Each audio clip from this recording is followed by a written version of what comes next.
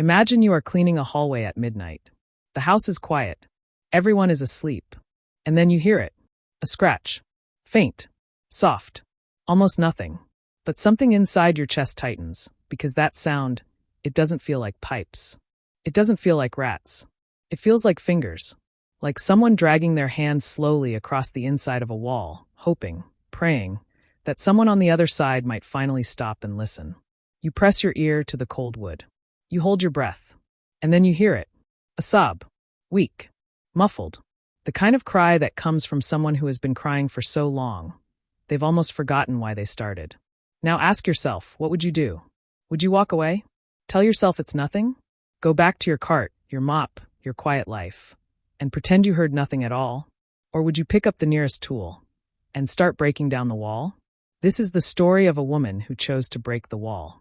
And what she found on the other side changed everything, for a lost child, for a powerful man, and for herself. Her name was Agnes. She had worked at Blackwood Manor for nearly 10 years. A grand estate tucked into the rainy hills of northern England. The kind of place that looked beautiful from a distance and felt cold up close. Tall iron gates. Polished marble floors. Chandeliers so bright they made everything below them look small.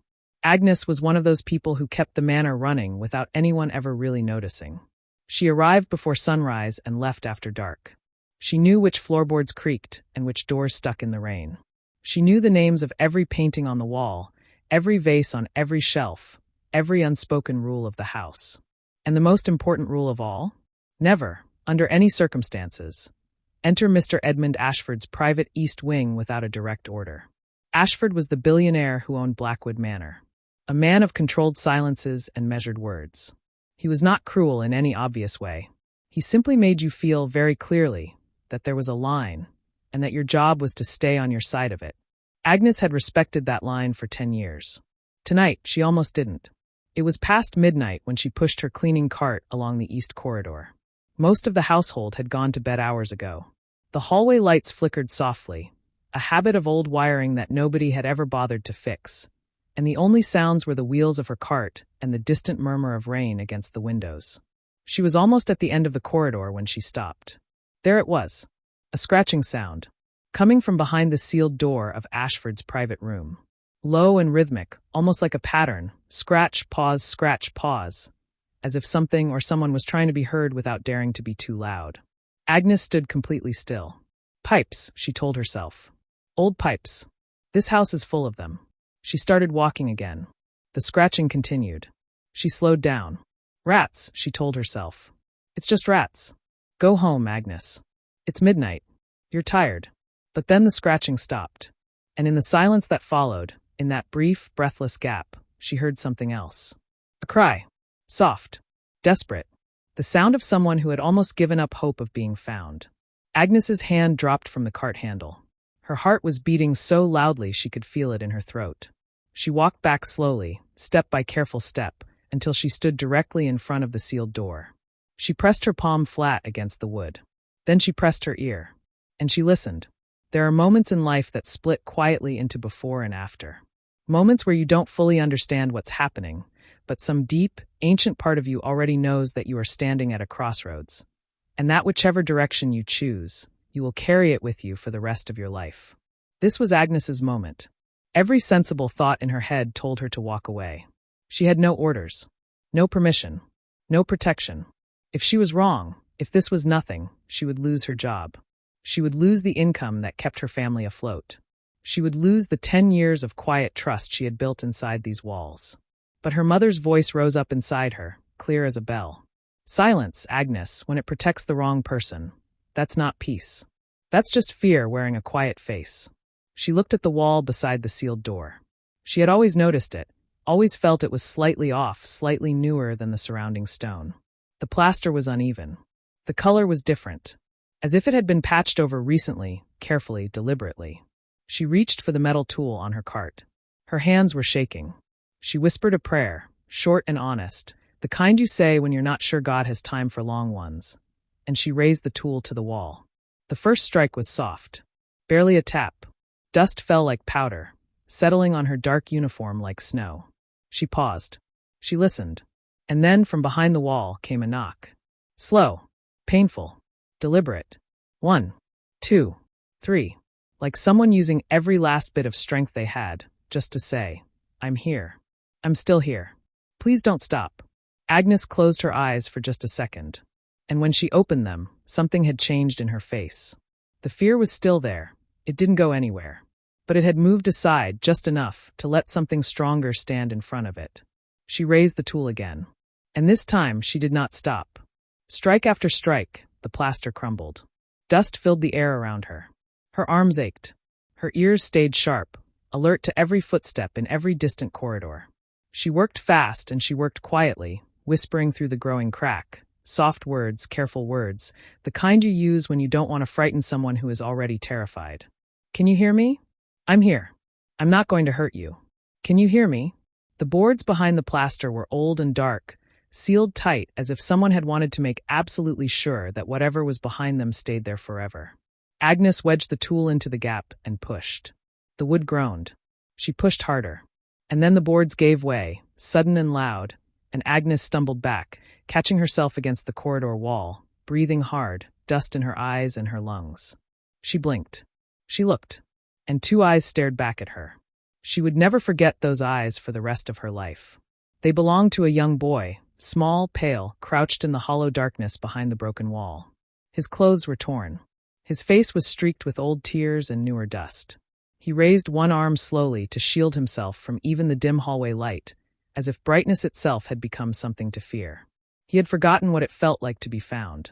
Agnes felt something break open inside her chest, not painfully, but fully, the way a dam breaks when the water has been pressing too long. She thought of her own child at home. She thought of how her child looked when they were scared.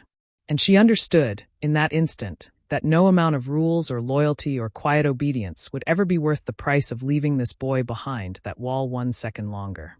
She knelt down slowly.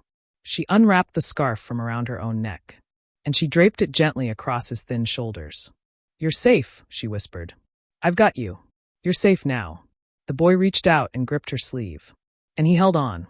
She was helping him crawl toward the light, carefully, slowly, whispering encouragement with every inch, when she heard it. Footsteps. Heavy. Fast. Certain. Coming down the corridor.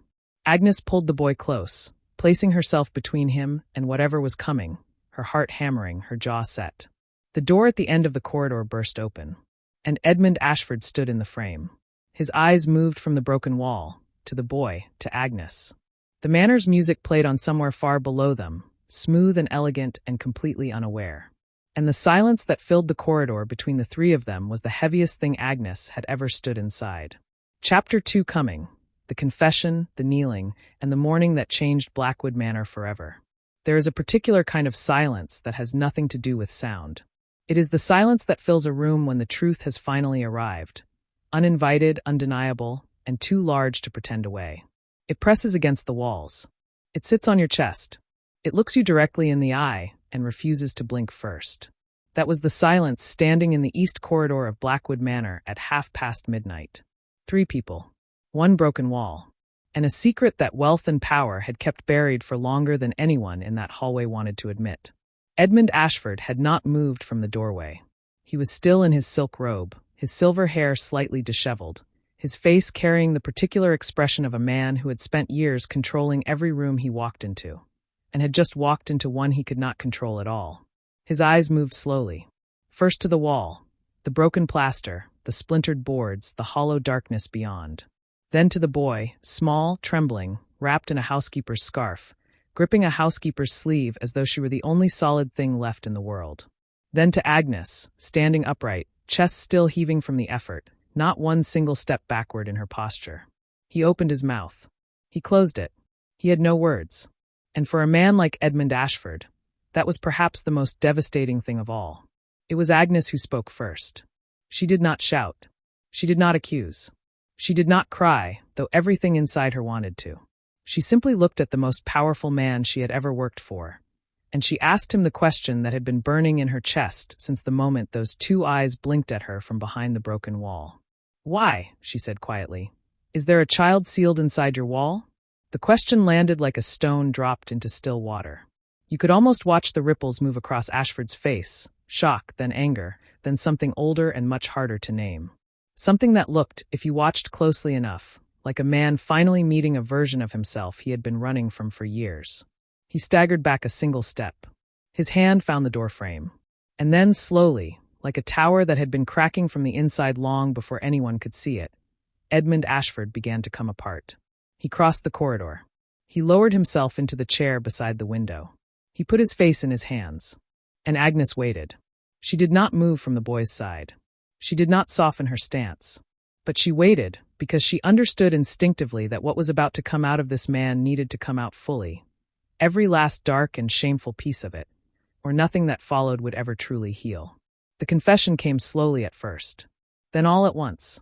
The boy, Ashford admitted, was his son. Born from a relationship he had walked away from years ago, when inconvenience outweighed conscience and reputation felt more important than responsibility. When the child's existence became impossible to ignore, Ashford had brought him here, not out of love, but out of control. Doctors had told him the boy needed patience, needed time, needed presence and care, and the particular kind of attention that cannot be bought or delegated. Ashford had heard all of that, and then he had chosen, instead, to hide him. Days became weeks. Weeks folded into a silence so deep that guilt stopped feeling like guilt and started feeling like wallpaper. Always there, so familiar you stopped seeing it. He told himself it was temporary. He told himself he would find a better solution. He told himself, in the way that powerful people often do, that the problem would eventually resolve itself if he simply did not look directly at it.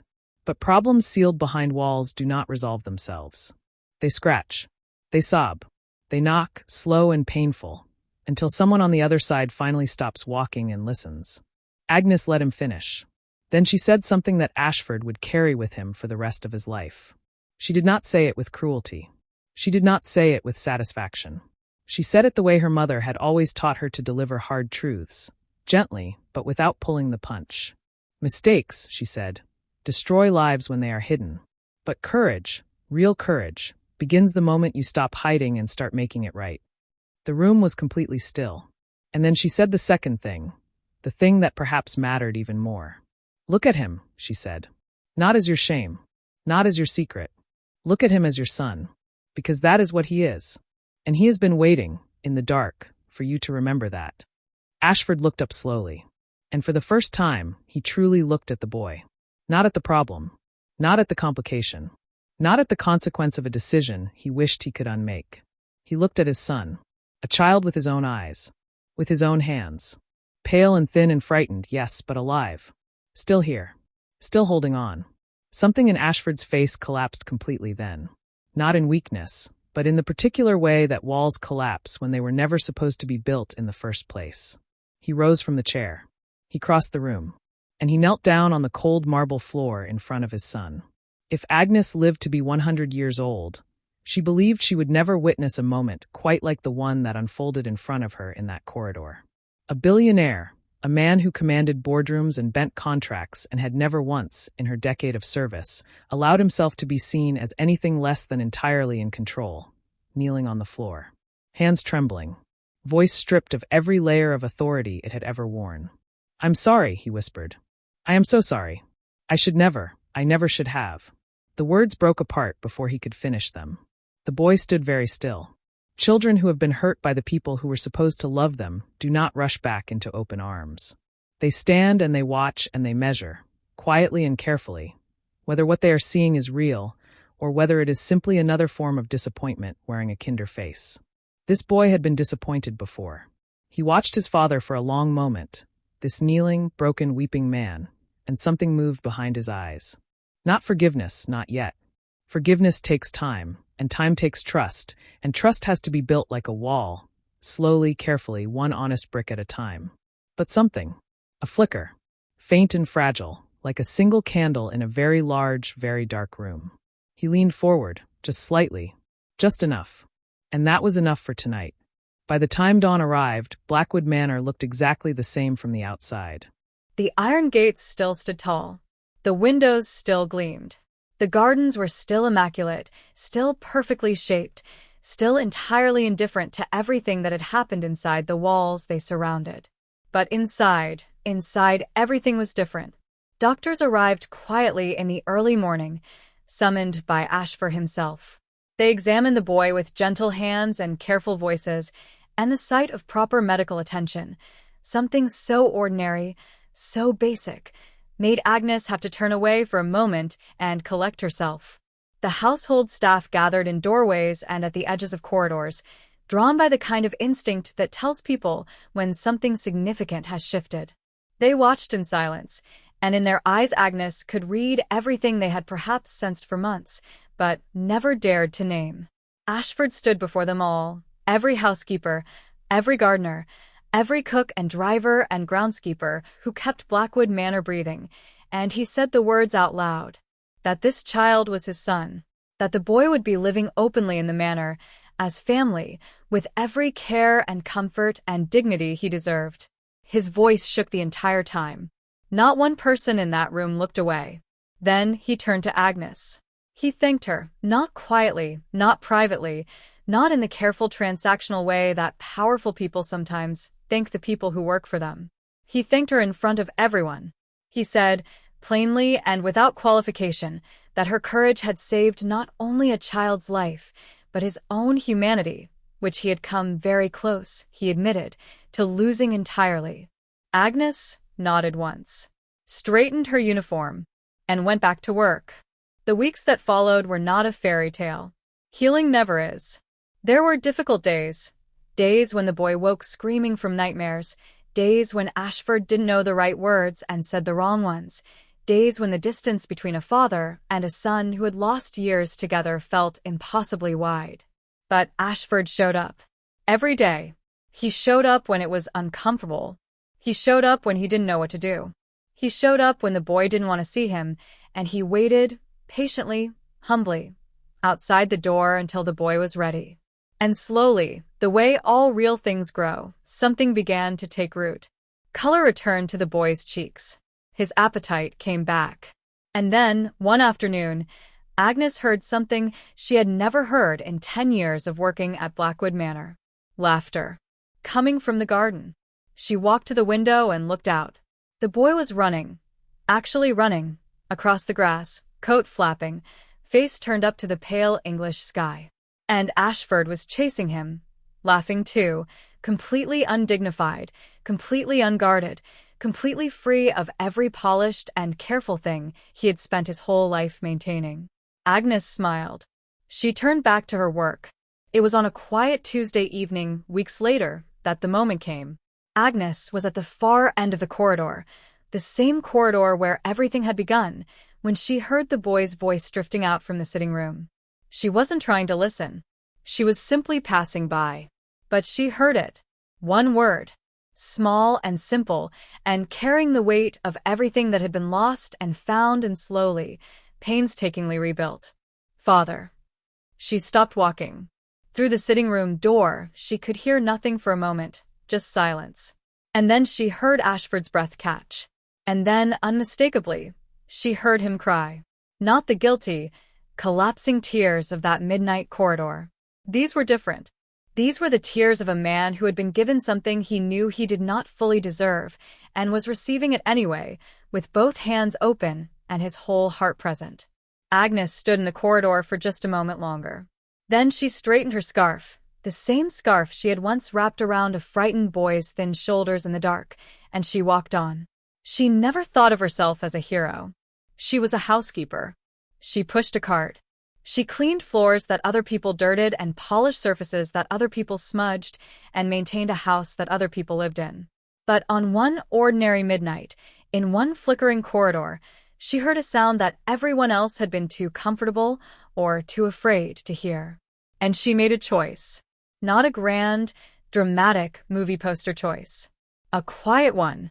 A frightened one.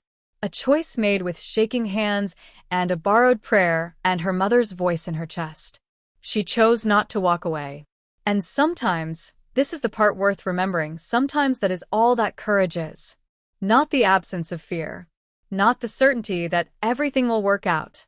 Just the decision, made in the dark, with everything uncertain, to stop walking away from the sound. Because behind every wall that someone powerful has sealed, there is always, always someone on the other side still knocking. The only question is whether you are willing to stop and listen. Thank you for staying until the end. If this story moved you, share it with someone who needs to hear it today. And remember, the most important walls are not made of stone. They are made of silence. And silence can always be broken. See you in the next story.